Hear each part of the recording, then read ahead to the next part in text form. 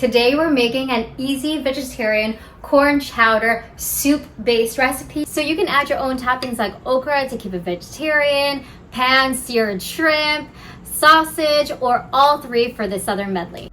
You deserve to be happy and healthy. Hey folks, Joyce here, certified health coach and nutritionist. This channel is for people who want to start or refresh their healthy habits. So if you're interested in doing just that, make sure to hit the subscribe button and watch all the way to the end for bonus tips. So this soup can be served hot or cold, y'all, especially for my fellow Texans in this record-breaking heat. We are going to eat this corn chowder cold, okay? So let's go ahead and start prepping our ingredients. Work on the corn first.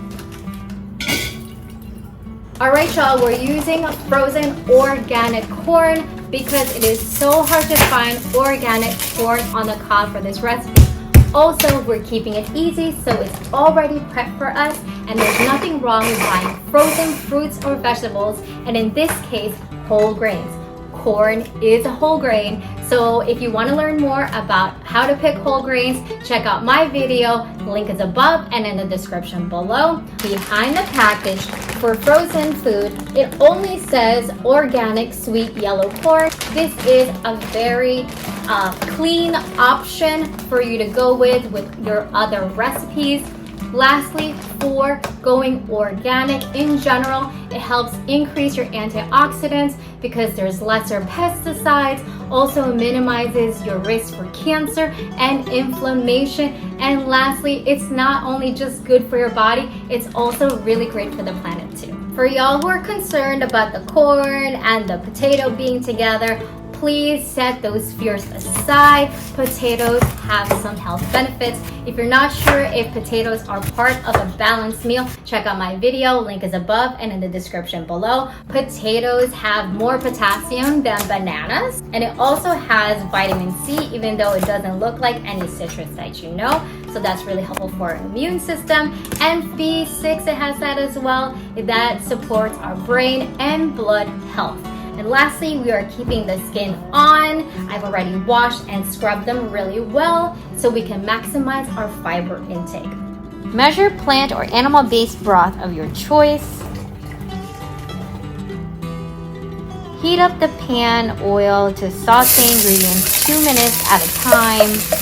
Richer, you can go ahead and use 8 slices of bacon, chop them all up, render the fat out of it, scoop the bacon out and save it for later.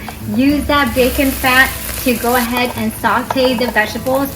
This recipe is plant-based, so we're using extra virgin olive oil and liquid smoke in place of the bacon. I'm using 1% milk. If you want to make it richer, go for a whole milk.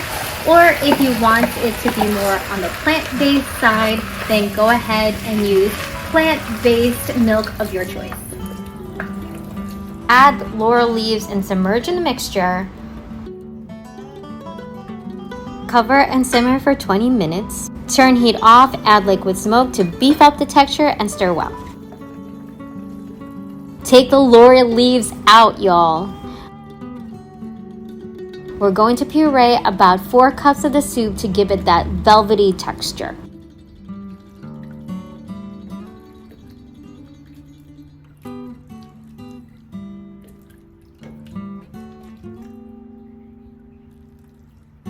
This is my scooping suggestion, so there's enough liquid for a smooth blend.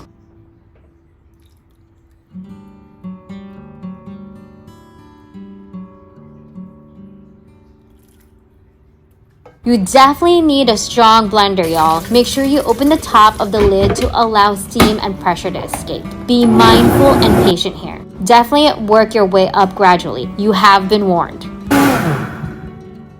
Oh my god, look at that color! Mix the puree in.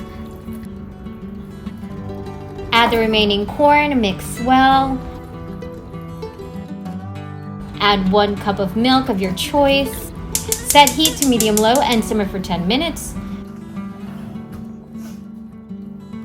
Stir well and ladle it out for service or let it cool and store in fridge for later.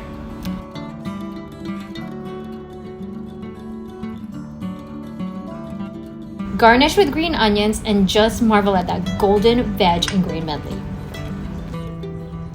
Time to soup it up, y'all.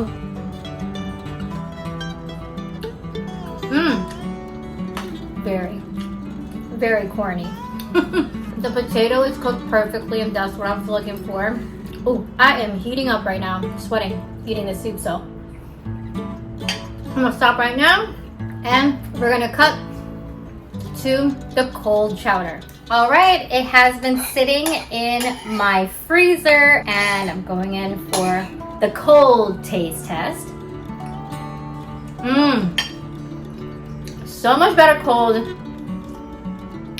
and this record-breaking heat.